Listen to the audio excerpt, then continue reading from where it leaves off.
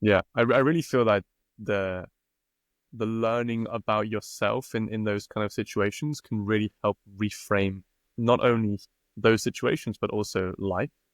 For example, learning how to like down regulate breath or work with slowing the breathing down or being a bit more aware of how you feel in certain situations can really help to use that as a tool, let's say, not only in then free diving, but also maybe to give a presentation or to come on a podcast and to be, more relaxed or whatever. I think that's a really amazing learning and something that's beautiful for you to be able to share with people, right?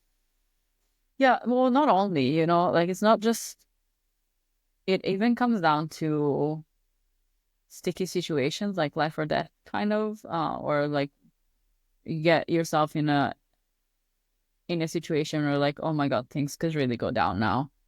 Yeah, I'm not in the water, but um it teaches you how to really um work with yourself so you don't feel panicky anymore. So panic in the water, what's gonna kill you in the water is panic. Whether Mm. you're free diving, swimming, scuba diving, all you all you can do is really focus in the moment and avoid that panic. And yeah, you have the right to be afraid, and you should be afraid and take action for it, but you take action with control. You can't let your freak out or your instinct take over, because that instinct is there to make you run, but we don't live in a society where running is that useful anymore. Mm. Versus critical thinking. Yeah, it's a good point actually, especially with regards to the sharks. As we said, like the running away from the shark is almost the worst thing you can do in a lot of situations. And yeah, I think you're right that with the regulations and the rules and the laws that we have, usually we don't need to run anymore. It's No, a nice calm and parallel. composed. Yeah, exactly. Yeah. And I think as you said towards the beginning of the conversation, it's about learning to dial into the situation and work with what you can control and focus on the things that you can do rather than be overwhelmed with the situation, um, with the things that you can't do or the things that you can't see or the unknowns. There's a really lovely idea. There's a guy called Robert Sapolsky, Stanford University, and he's a doctor of evolutionary biology. He's really interested in the stress and the research on stress and fear. And he has this nice idea that I quite like, which is there are certain building blocks towards stress. And in certain situations, if there's more of these building blocks, it's most likely that you're going to experience more fear. Um, one of those building blocks is control. So the less control you have over a situation, of course, the more it feels stressful. Another idea is the unknowns. So when you don't have an idea about what may or may not happen, again, there's more perception of stress. And there's a few other ideas. And I think that links really well into your learning and what you're speaking about today. Can you think of any experiences, especially early on, where things have gone wrong or you feel like it was overwhelming or a bit more scary than normal? Yes. I've been in the position of having to put my camera in the mouth of a shark before, not because of the shark's fault. She is one of the individual that is a little spicier than others. But my it was very bubbly, like you couldn't see anything. And in order to prevent things from going south, I just my body just acted on its own, and I got in front of her and put my camera in her mouth, and I can still feel the crunch.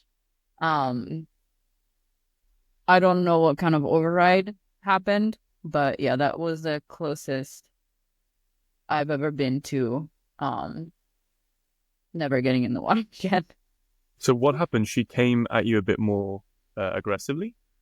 She couldn't see, not aggressively. She just couldn't see. So there were way too many bubbles in the water. Um, just at that point, if a shark can't see, or even if we can't see, we rely to other on other senses, right? Mm. If you can't see anything, you're gonna start like using your hands to touch things. Instead of using their hands, they will use their mouths because they don't have hands. It's like Shark Tale Um, with a yeah. So, nothing to say about the shark and a lot to say about the position I put myself in. Mm. So again, I don't know if you noticed, maybe it was the second day. I was in the water by myself in the Azores, and I asked for like one of the boats left, and I was like, hold on, I can't see. And I don't think the crew at the top realized that, but it was just once a boat comes by like that, it's whitewash, and whitewash means you can't see this far from your nose. Mm. So it is when it gets tricky. Yeah, yeah, yeah. And that's when it becomes dangerous because your Yeah. control of the situation is yeah.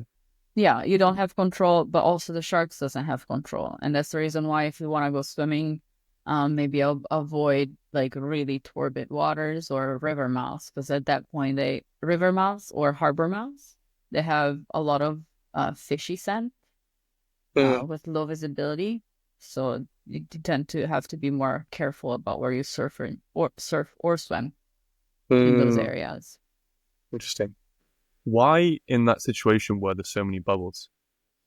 Just the wrong day out. It was very choppy, and then the boat moved, and it got just messy, you Mm. know. Yeah, yeah. But you can prevent it. Like if you see that, you either stay a little bit further away from the boat. I was just not ready for that to happen. Mm. And it's just that's what the sharks do. If you don't, if you're cocky, they will put you into your place. Mm. Is that the only time a shark's open their mouth fully on you and you've had to do something? Um, the first time a shark closed its mouth on something I owned. They put their nose on my belongings all the time, and yeah, I've had them open their mouths, but then you deal with it, and it's not. Yeah, that in that situation, I was the most out of control I've been. Um, what was it like the first time you redirected a big tiger? I was surprised you couldn't hear my heartbeat on GoPro. Wow. Yeah, I was very excited, and I wasn't. I knew I was ready, but also like the first time it's intense because you're very excited, and then all of a sudden you're like face to face with the animal, and you're like, what do I do with my legs? Mm. Can you Um, describe the situation? So what happens? The shark circles or it just circles, and instead of moving out of my way, I just like waited there. Because I knew I'd seen it like often enough to be able to take it, and yeah, it just. And still to this day, I might make the decision to move out of the way if I'm positioned wrong. I just have to never be complacent. Mm. But yeah, at that point, I was ready. I was surrounded by other safety divers. And I just waited there instead of moving out of the way. And what do? You push the animal down below you to the side or how does it Down work? below. So you get to a point if you do it often enough to where you're gonna be able to redirect the animal one way versus another, and that's why you want an experienced safety diver and not someone that hasn't done it very often, because you don't want the sharks to be redirected into who knows where. Mm. But yeah, ideally, if you yeah, as my first time, I just push down. Wow. How Yeah. was the feeling of the power of the animal? Was it like really like a lot for you or was it just like a gentle? Um, she was a gentle one. One of the biggest, and the one that's been around the longest. She just comes up to you, but she's not too powerful. Mm. She's very big. She's 5 meters. Wow. But she will just be gentle. She doesn't lift her nose and throw you out of the water. But sometimes you do end up having those animals that you push down and they push back up and you end up with your shoulders or face out of the water. Wow. But you How's do that have riding a bull? yes. You have gravity Yeah. on your side. Pushing you back So down to the jaws.